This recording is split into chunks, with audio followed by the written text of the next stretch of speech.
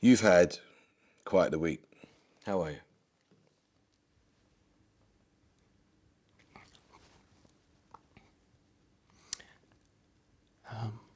I think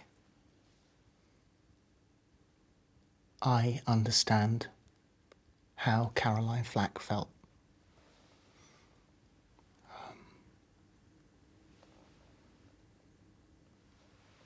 Last week, if my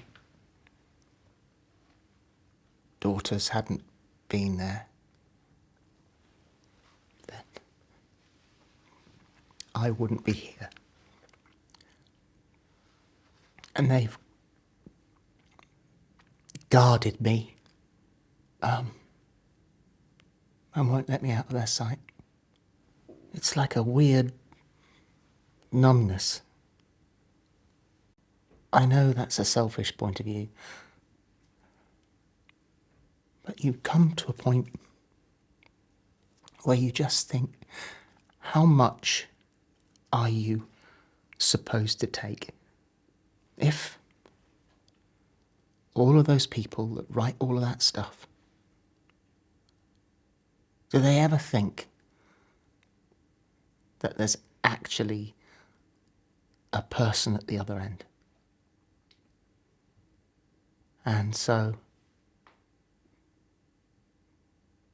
here I am. Yeah. Are you feeling okay to do this? Are you feeling strong enough to do this interview? Yeah, I have to. Why? Why do you want to do this interview? Because there is an innocent person here who didn't do anything wrong. Who is vulnerable and probably feels like I do. And I just have to say, stop with him. Okay with me, but stop with him. Leave him alone now. You mention this young man, and at the centre of recent events is a young man who, together with many others in the media we're not going to name, under Article 8 of the Human Rights Act, he has a right to privacy, and he's not here today to give his own account of events. When did you last speak to him? As I engaged the lawyer for him. He needed independent support, and so that was the last time. Is that a few weeks ago now? Yeah, a couple of weeks. Okay. How concerned are you about his welfare right now? Massively. Massively concerned. When did you first meet this young man in question? What were the circumstances? I was invited by a friend of mine to go to open a drama school, and that's where the picture was taken. Whether it was immediately or sometime after, he said, will you follow him on Twitter because he's a fan? So I said, yeah, sure, no problem, which I did. And he was, 15 at the time? Yeah. And this is over a But decade ago. I follow 11,300 people, and in all the time I've been on Twitter, there has never been any whiff of impropriety. And how often were you in touch with him? Hardly at all. He then said that he was interested in television. Okay, good luck. Anything I can do to help? Probably. That's what I normally say. And that was it for a while.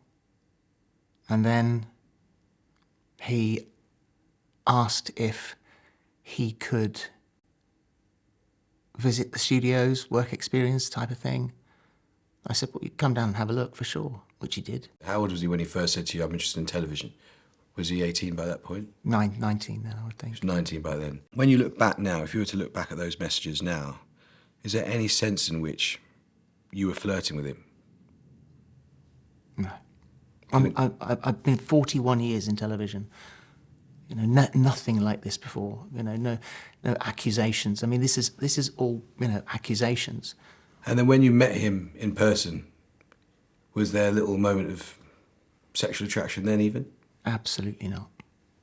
Okay, so to be absolutely clear, how old was this young man when you first had any kind of sexual contact with him? 20. 20. Because this is obviously the nub of it, and for the record and to put speculation to rest, let me ask you directly, did you have any kind of sexual relationship or sex with him when he was underage? No, God, no. That I think that is and in my statement it says, consensual relationship, fully legal. I mean, that was approved by both sides. That's no. He'd been working at the show for a few months, and we become mates. We were mates, around the studios, you hang out together, you chat to each other, that sort of stuff, and then. In my dressing room one day, something happened.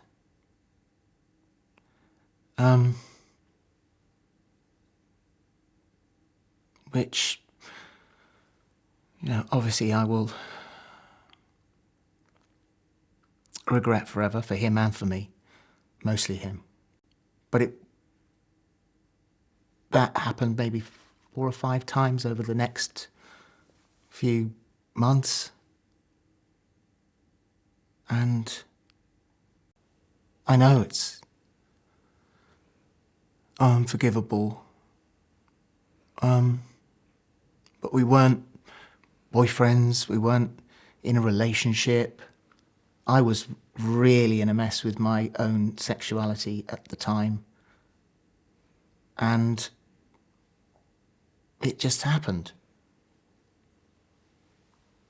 How old was he at this stage? 20, 21? Who knew on the team? Nobody. To my knowledge. I mean, somebody has to know something for there to be a rumour later on. I didn't believe that anybody knew. And did you ever tell Holly Willoughby? No, God, no. That's a bigger question, because we have, our makeup room was like a sanctuary, has always been a sanctuary. So you tell everything in that room. Holly knows everything about me. I know everything about Holly. Holly did not know. Nobody knew. And you never told her? No, I didn't tell anybody. I mean, the reason this matters is because it is about potential abuse of power. I know that. I understand that. And that is a very, very valid question to put to me. And people would say the circumstances are as follows here. You met someone who was a child, you were in a position of power over them, you used your power eventually to give them something they craved, which was a shot at a job in the media, you nurtured a relationship, and then that relationship became sexual. And they might ask, what's the difference between that and grooming? Well, I would say that your initial list of things was not right anyway.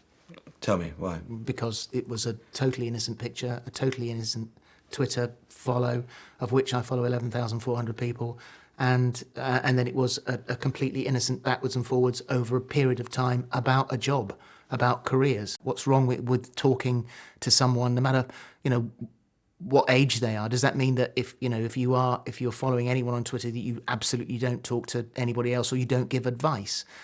So I disagree with the summation that you just gave, because that does paint a very grave picture. Do you know if he has signed an NDA, a non-disclosure agreement, preventing him from speaking? No. You don't know if he has? No. Did I make him sign an NDA? No, absolutely not.